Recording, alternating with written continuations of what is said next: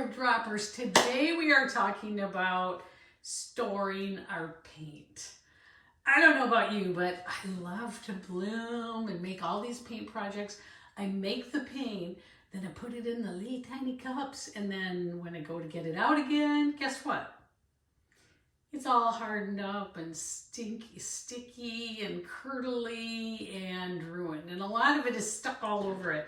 And so I have come up with what I think is the best way to store paint. I'm going to share that with you right now. So let's go.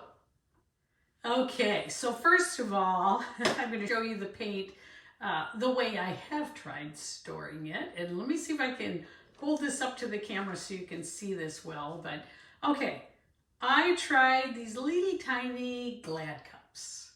And they just get stuck shut, and then when I open them, paint flies all over, and the paint gets all stuck inside them and drops down. And you can see, let me see if I can put this up to the camera. You can see, yuck, like that is not, you can see some dried paint in it, I think, and some on the edges. And this is only a few weeks old. And I don't like the Glad cups, but they were worth a try. All right. Once I read and saw that someone else was doing these cute little cups, and I have cleaned them all right now, but these are silicone cups with lids. But guess what the problem with these is? You can't really tell what color's inside. And yes, they still get all dried out. These did not work and I spent $36 and I got a bunch of these cups that now they don't work either. Oh, and I tried these, which are just little tiny cups like this. Guess what? Paint dries out. No good. Yeah, and when you open these up, you can't always get the lids back on, and they got all dried paint in them. That didn't work. Oh, and then I went and bought a bunch of these, which are little, I don't know, little one-piece cups where the lid is attached. But same thing, they get all grossed up and dried paint all over inside them and outside them. And the thing I don't like about these is they're just so, this little piece breaks off, then I can't get them open. I don't love these either. I have tried large cups, little cups, all kind of cups. But I'm going to show you what I found that I like the best. And that is Dollar Tree cups. So I get these at either Dollar General or Dollar Tree. And they're just a little tiny cup.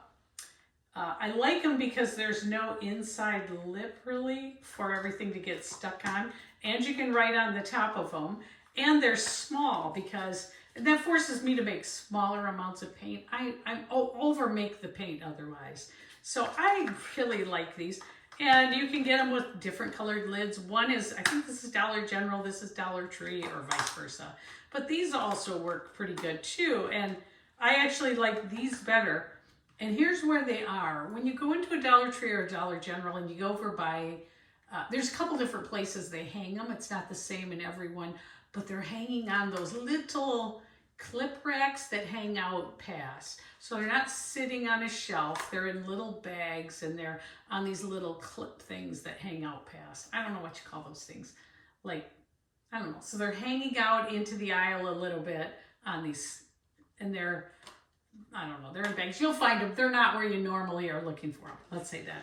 Okay, so let's see what I do with these, just so you can understand it a little better. Oh, and if you want to see how I made this wonderful large spinner, check out this video right here, wherever it is. I'm going to hook that up too, but this is great. But here's what I do with them. Okay, so I just think this is brilliant, but that's just me.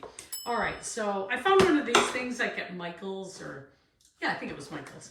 And it's nice because it fits 2 rows of them here. I like to do my cell activator in the round ones so I can tell them apart. And so I've got a couple cell activators here. And what I love about these is you make smaller amounts, which I like. But I will write on them and put what it is, and I'll put the opaqueness of them because that matters when you're doing bloom and things like that. And the color, I'll put a little dollop of color on them. And these seem to not get gross as fast. Yes, over time, are they going to dry up and get gross? Yes. But I found when I open them up, sometimes there's a little rim of paint and I can just peel it off. And I don't waste near as much paint.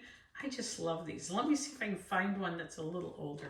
And also when I put them like this, they're much easier for me to find when I'm deciding to make a project, rather than cups that are dumped all over of different sizes. I was gonna look for an older one here so that maybe we could see what an older one looks like. Let me look. I know I've got at least one in here. Ah, there it is.